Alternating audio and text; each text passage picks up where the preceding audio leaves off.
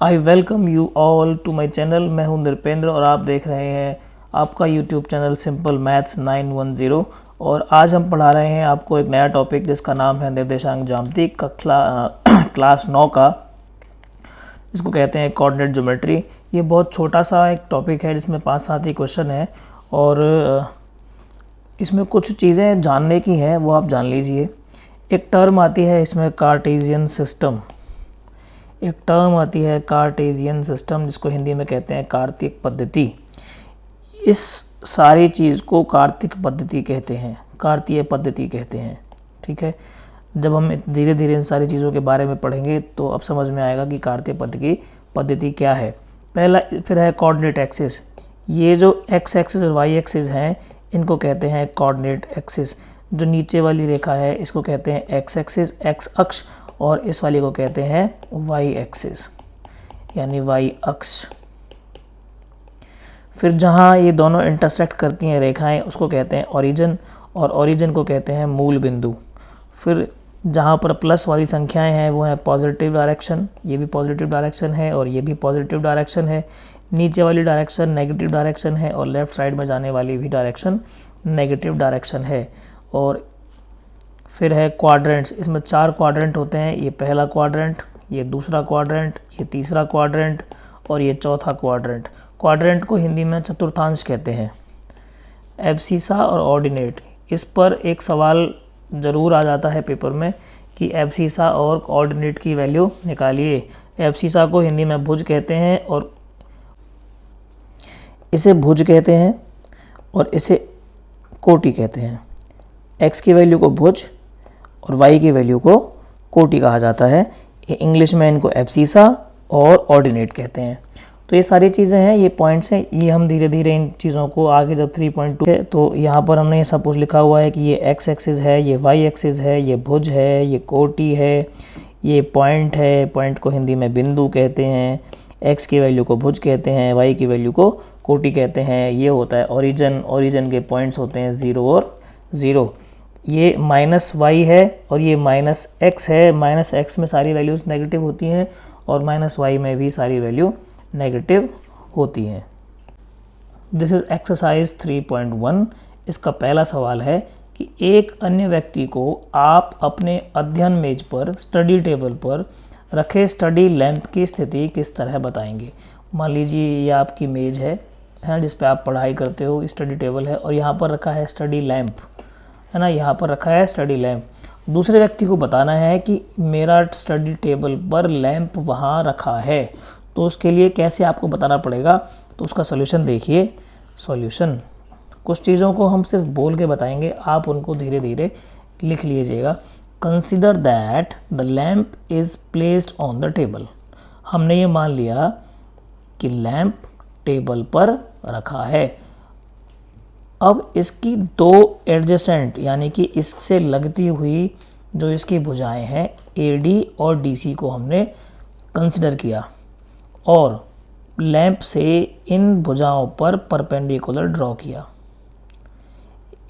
Lamp को हमने point मानते हुए यहाँ से DC भुजा पर एक परपेंडिकुलर ड्रॉ किया और इस लैंप से इस बिंदु को मानकर AD भुजा पर भी एक परपेंडिकुलर ड्रॉ कर लिया।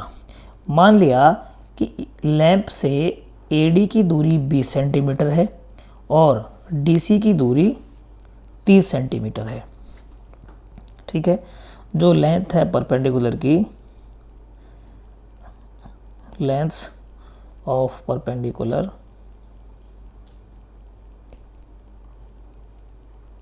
वो हमने क्या मानी है 20 सेंटीमीटर एंड 30 सेंटीमीटर्स। ठीक है, 20 सेंटीमीटर तो है, 20 centimetre from AD and 30 centimetre from DC। Got it? Got the point?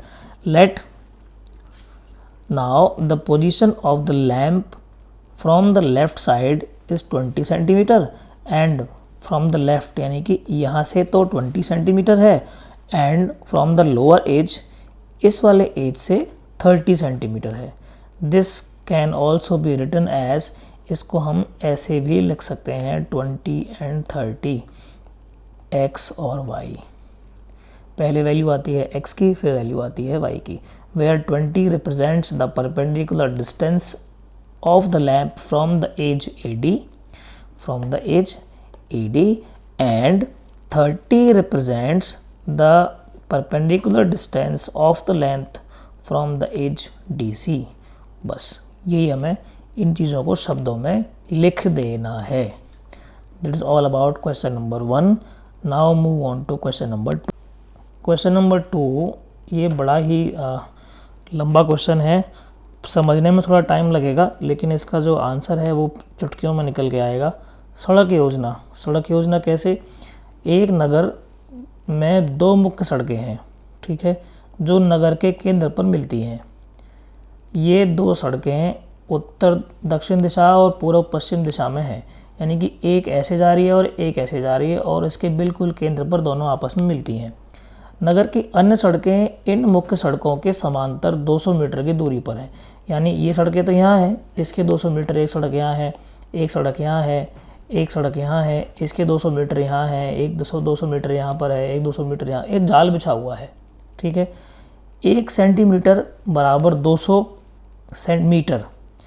एक जब हम सेंटीमीटर को 200 मीटर के बराबर लेंगे, किस पर? ग्राफ पेज पर, ठीक है। अपनी नोटबुक में एक मॉडल बनाएंगे। आपके मॉडल में एक दूसरे को काटती हुई अनेक क्रॉस स्ट्रीट हो सकती हैं। क्रॉस स्ट्रीट इनको कहते हैं जो एक दूसरे को काटती हैं। These are the cross streets, ठीक है। एक विशेष क्रॉस स्ट्रीट 2 सड़कों से बनी हुई है।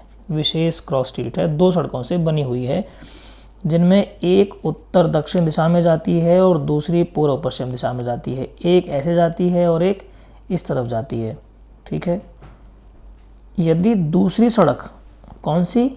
दूसरी सड़क और 5वीं सड़क, कौन सी और 5वीं? दूसरी और 5वीं सड़क उत्तर दक्षिण दिशा में जाती है और 5वीं जाती है पूर्व पश्चिम दिशा में, तो ये एक क्रॉसिंग पर मिलती हैं, कहीं मिलेंगी। ये मान लो दूसरी है और ये कहीं मिलेंगी, तो ये जो बिंदु होगा, ये बिंदु होगा 2-5। समझाऊंगा कैसे होगा, तब इसे हम क्रॉस स्ट्रीट 2-5 कहेंगे। इस परंपरा से यह ज्ञात कीजिए कि कितनी क्रॉस स्ट्रीटों को 4-3 कहा जा सकता है और कितनी को 3-4 कहा जा सकता है। ये इसका इंग्लिश वर्जन है। देखिए ये है मेन चीज़, इसको अब समझने की बात है। देखिए ये तो है डायरेक्शन, है ना, ये दिशाएं हैं कि नॉर्थ, और ये ईस्ट वेस्ट नॉर्थ साउथ। अब यहाँ पर 5 सड़कें हैं जिनको हमने अपनी नोटबुक में 1 सेंटीमीटर की दूरी पर लेना है, और 1 सेंटीमीटर को हमें ग्राफ पर दिखाना है 200 मीटर के बराबर, ठीक है। ये 5 ऐसे हैं और 5 ऐसे हैं, 1 2 3 4 5, 1 2 3 4 5, ठीक है। अब इसने कहा था कि जो दूसरी है, दूसरी कौन सी? दूसरी जो स्ट्रीट है जो कैसे है? नॉर्थ साउथ में है। दूसरी जो है वो नॉर्थ साउथ में है, यानी कि ये वाली। और 5वीं स्ट्रीट है ये वाली। ये जो इनका पॉइंट है, इसका नाम क्या होगा? यहाँ पर पॉइंट आया था, ये 5वीं और ये दूसरी, ये पॉइंट आया, ये पॉइंट हो गया 2 और 5। 2 का मतलब x की वैल्यू है ना, और 5 का मतलब y की वैल्यू। x बराबर 2 और y बराबर आ गया 5। तो एक यूनिक होगी ना, ये यूनिक, एक विशेष, एक स्पेशल क्रॉसिंग है ये। फिर ये कहता है कि 4,3 कहाँ होगा? 1 2 3 4, और 3 कहाँ होगा? 1 2 3, ये यहाँ से 4 और यहाँ से 3, ये हो गया 4 3, यहाँ से 3, यहाँ से 4, ये हो गया 3 और 4। तो ये भी एक यूनिक पॉइंट होगा, ये भी एक यूनिक पॉइंट होगा। तो इस तरह से आप इसको लिख सकते हैं। Both the cross streets are marked in the above figure. It can be observe that there is only one cross street which can be referred as 4-3, and again only one which can be referred as 3-4। कुछ चीज़ों को example से समझते हैं। हम समझते हैं कि एब्सिसा क्या है और ऑर्डिनेट क्या है। एब्सिसा को क्या कहते हैं? भुज कहते हैं, और ऑर्डिनेट को कहते हैं कोटि। भुज और कोटि, ये ध्यान रखना है आपको कि what is abscissa stands for and what is ordinate stands for. Abscissa stands for भुज एंड ऑर्डिनेट स्टैंड्स फॉर कोटि। तो देखिए ये कह रहा है abscissa and the ordinate of point B, where is point B, point B यहाँ पर है। इसका एब्सिसा क्या होगा, जो x की वैल्यू होगी, और x की वैल्यू कितनी है 4, और ये भुज कितना होगा, भुज होगा 3। तो आप लिख सकते हैं इसका एब्सिसा फॉर एन ऑर्डिनेट 3, तो यानी कि भुज है 4 और कोटि है 3। Hence the coordinates of point B are, B के निर्देशांक क्या होंगे, पहले x की वैल्यू आएगी फिर y की वैल्यू आएगी। तो निर्देशांक लिख देंगे यहाँ पर, निर्देशांक b के निर्देशांक, कोऑर्डिनेट ऑफ b इज 4, 3। पहला हो गया। Next question is the ordinate and the x coordinate and y coordinate of point m। m ढूंढो कहाँ है, m है यहाँ पर। इस m के x कोऑर्डिनेट क्या है, x कोऑर्डिनेट है इसका -3 और y कोऑर्डिनेट है इसका 4। ठीक है, इसका है -3 और इसका है 4। Has the ordinate coordinate of m, m क्या जाएंगे -3 एंड 4। तो ये लिख देंगे आप, इसके कोऑर्डिनेट हो जाएंगे -3 and 4। The x coordinate and y coordinate of the point L, L कहाँ पर है, यहाँ पर, यहाँ इसका x कोऑर्डिनेट क्या है -5। x कोऑर्डिनेट हमेशा x एक्सिस पर मिलेगा, है ना। तो इसका x कोऑर्डिनेट है -5 और इसका y कोऑर्डिनेट है -4। कितना है, -4। Hence the coordinate of L is -5 and -4। Next is the x coordinate and the y coordinate of the point S are, where is the point S, यहाँ पर S पॉइंट है, कहाँ पर S पॉइंट, S पॉइंट यहाँ पर है। इसका x coordinate तो है जो x एक्सिस पर मिलेगा और वो है 3, और इसका y कोऑर्डिनेट है -4। तो इसके कोऑर्डिनेट हो जाएंगे 3 एंड -4, 3 एंड -4। ठीक है, तो आपको बस यही करना था कि इसके कोऑर्डिनेट बताने थे कि कोऑर्डिनेट कहाँ कहाँ है, x कोऑर्डिनेट क्या है, y कोऑर्डिनेट क्या है। This is exercise 3.2 question number 1। यहाँ पर ये पूछता है आपसे कि कार्तीय तल यानी कि कार्टेशियन प्लेन में किसी बिंदु की स्थिति निर्धारण करने वाली क्षैतिज और ऊर्ध्वाधर रेखाओं के नाम क्या हैं। सिंपल सी बात है, वर्टिकल लाइन और हॉरिजॉन्टल लाइन, दो लाइन होती हैं, एक होती है x एक्सिस और एक होती है y एक्सिस। इसे कहते हैं x एक्सिस और इसे कहते हैं y एक्सिस। तो पहले का आंसर क्या हो जाएगा, x axis and y axis. Hindi में लिखने वाले बच्चे लिखेंगे x अक्ष और y अक्ष। कार्तिक तल में किसी बिंदु की स्थिति निर्धारित करने वाली क्षैतिज और ऊर्ध्वाधर रेखाएं x एक्सिस, x अक्ष और y अक्ष होते हैं। ठीक है, इसका दूसरा पार्ट है, इन दो रेखाओं से बने तल के प्रत्येक भाग के नाम बताइए। ये x एक्सिस और y एक्सिस हो गई। इस पूरे को क्या कहते हैं, इसको कार्टेशियन प्लेन कहते हैं। ये x एक्सिस होता है, ये y एक्सिस होता है। तो ये जो चार बने इनको क्या कहेंगे, ये मैंने बताया था आपको, इनको कहते हैं क्वाड्रेंट्स। क्या कहते हैं, क्वाड्रेंट्स। हिंदी में कहते हैं चतुर्थांश। और ये चार होते हैं, 1, 2, 3 एंड 4। उस बिंदु का नाम बताइए जहां ये दो रेखाएं प्रतिच्छेद करती हैं। इस बिंदु का नाम मैंने बताया था आपको, इसका नाम क्या है, ओरिजिन। हिंदी में कहते हैं मूल बिंदु। ठीक है, तो आप जब लिखोगे इनका आंसर तो लिखोगे कार्तीय तल में किसी बिंदु की स्थिति निर्धारण करने वाली क्षैतिज और ऊर्ध्वाधर रेखाओं के नाम x एक्सिस और y एक्सिस हैं। क्वेश्चन नंबर 2, इन दो रेखाओं से बने तल के प्रत्येक भाग का नाम चतुर्थांश है और इंग्लिश वाले क्वाड्रेंट है। उस बिंदु का नाम वह बिंदु जो दो रेखाओं से प्रतिच्छेद होकर बनता है उसका नाम है ओरिजिन यानी कि मूल बिंदु।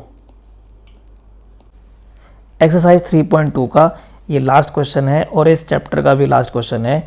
यहाँ पर एक आकृति दे रखी है, ये एक फिगर सॉरी ये क्या होगा, ये एक फिगर दे रखी है। इस फिगर में देखकर बताना है कि बिंदु बी के निर्देशांक, coordinates of B, coordinates of C, निर्देशांक 3 और -3 और 5 द्वारा पहचाना गया बिंदु कौन है, 2 और -4 किस बिंदु के कोऑर्डिनेट हैं, डी का भुज क्या है, एच की कोटि क्या है, एल के कोऑर्डिनेट्स क्या हैं, एम के निर्देशांक क्या हैं, इसके कोऑर्डिनेट क्या हैं, ये सारी चीज़ें बतानी है। तो पहला क्वेश्चन है बी के निर्देशांक कहाँ हैं। बी बिंदु तो ये रहा। एक्स की वैल्यू ढूंढो कहाँ है, एक्स एक्सिस है ये, और एक्स की वैल्यू कितनी है यहाँ -5, और वाई की वैल्यू कितनी है यहाँ पर 2, तो इसके कोऑर्डिनेट हो गए -5 और 2। फिर हम करेंगे सी के निर्देशांक। सी ढूंढो कहाँ है, सी ये रहा, यहाँ पर है सी। सी के कोऑर्डिनेट बताओ, एक्स की वैल्यू ढूंढो पहले, एक्स तो है 5, और वाई की वैल्यू ढूंढोगे तो कितनी है -5। सी के कोऑर्डिनेट हो गए। नंबर 3 पे आइए, -3 और -5, -3 और -5 कहाँ मिलेगा, यहाँ मिलेगा कहीं, ये 3 है और ये यहाँ पर ये है, तो ये क्या है, एच होगा ये क्या है, एच। तो ये बिंदु कौन सा हो जाएगा, पहचाना गया बिंदु कौन है, एच है। 2 यानी कि एक्स तो है 2, और x2 मिलेगा आपको इस तरफ यहाँ पर पॉजिटिव, और y की वैल्यू है -4, वो मिलेगी आपको नीचे। तो ये और ये बिंदु कौन है, G, इसका नाम क्या है, G। अब कह रहा है D का भुज बताइए। D बिंदु कहाँ है, D ढूंढो, D यहाँ पर है। D का भुज ये वैल्यू कितना है 6।